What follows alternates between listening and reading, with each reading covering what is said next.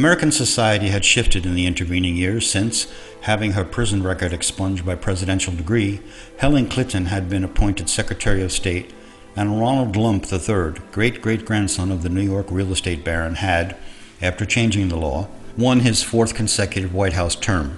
The last of the lawsuits following the mass suicide fad which had swept the nation after Helen's great-great-aunt Hillary had lost the election had finally been settled. Lump, on the other hand, had managed to finally tackle the fact that 3% of the Americans owned or directly controlled 97% of the wealth of that country. Through sheer dint of effort, plenty of hard work, tireless campaigning efforts, and unprecedented cooperation in both the House and the Senate, he was able to whittle that 3% down to 1%. Legislation was in the pipeline to tackle that annoying little 1% as soon as Congress could raise the funds to clean up the miles and miles of unused bricks, mortar, and scaffolding littering the highways, roads, and prairie lands along the U.S.-Mexican border. Cruising overhead in one of the new multi-billion-dollar hovercrafts, which cost just under $125,000 to build, and which reduced the transcontinental voyage from New York to Los Angeles, no longer part of the 60th state, from 3.5 hours to 3 hours and 11 minutes. President Lump could see that much of the landscape was still dotted with two-story split-level ranch homes and tasteless prefabricated houses, like the kind seen all over Texas, Louisiana, and most of the Bible Belt.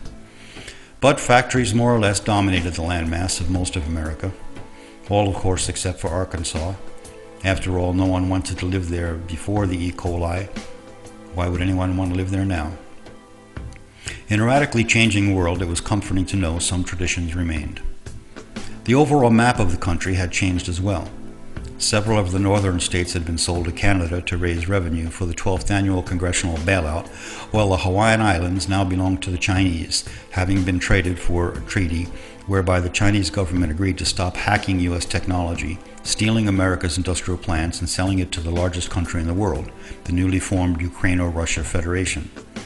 Some found an odd poetic justice in this, seeing as it was primarily Asian and Eastern European engineers who, although hired by the Americans, actually designed and built most of that technology.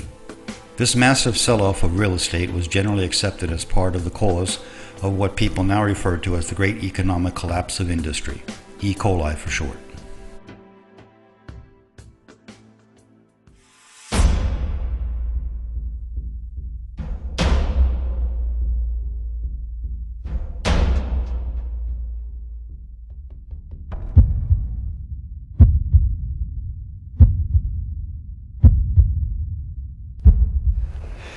Well, how many candidates have the Socialists got?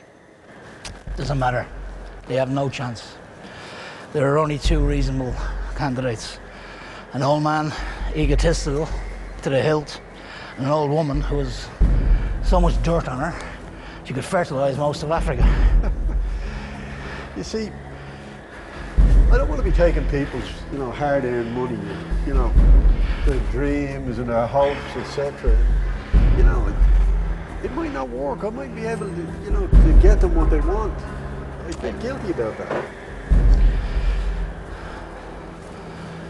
The time, the work involved.